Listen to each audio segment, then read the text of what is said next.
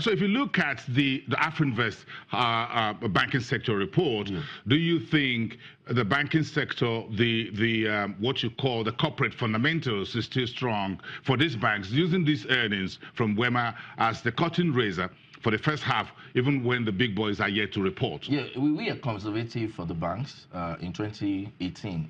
Especially when we start seeing their number. We've seen first quarter results. Some of the banks still manage to grow their earnings. Profitability is still something to watch, especially now that the interest rate environment has moderated. Do not forget that in 2016 and 2017, the early part of 2017, most of these banks were able to leverage on, high yielding, interest rate environment, so to speak. This was at a time when the critical sectors of the economy were pressured. Some of them had very high NPL, arising from the oil and gas, the power, general commerce, manufacturing, and all other sectors that had issues in 2016 and 2017. So while the banks were still trying to identify new opportunities, one of the things they did in 2017, and of course, the major part of 2016 was to deploy those assets into investment securities. But now that interest rate environment is rather moderating, so you're seeing correction, in most of their numbers. In 2017, for example, you see Zenith reporting over 60 billion naira in treasury bills income. Interest income, yes. That was really fantastic. And again, it ties back to their assets. Zenith has assets in excess of 5 trillion.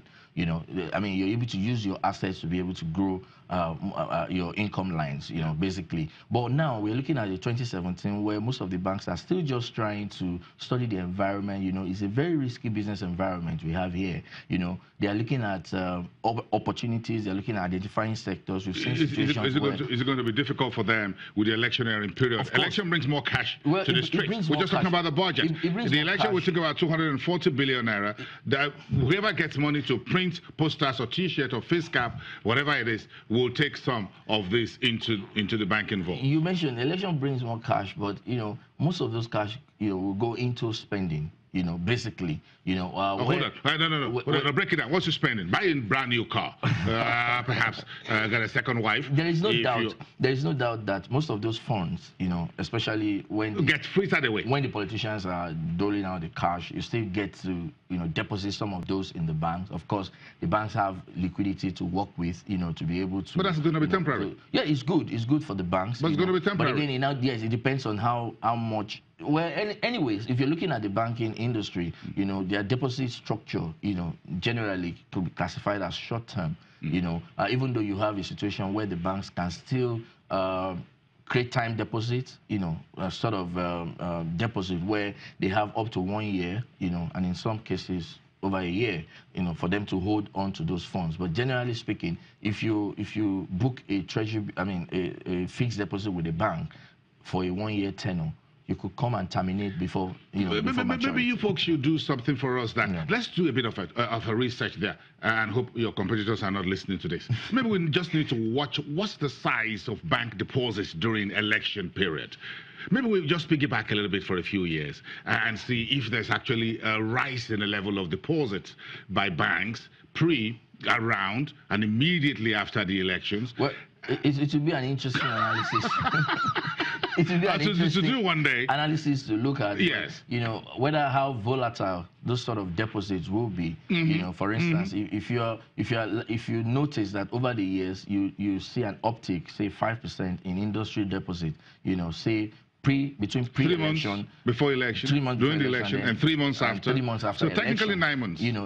Well, maybe not 9 months. Up to 9. Because as we speak, it's less than 9 months to the elections, as we speak, and maybe you're not already seeing those sort of cash that we're talking about. Perhaps when it's around 3 months to the election, perhaps it's strictly money is moving and you are not aware.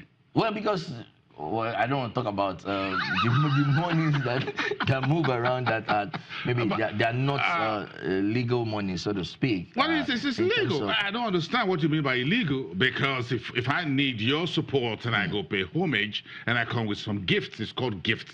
Here, it's called gifts. So whatever it is, but let's let the politicians deal with that. Okay. We just crunch the numbers. Yeah. Let's look at the macro economic landscape. Yeah. What do you think is the sentiment now with the budget? And we just keep going back to the budget. It looks like, from all indications, when The 2018 budget was being signed. The soundbite and the body language was that the capital votes of about 500 or so billion will be the first to be released. Yeah.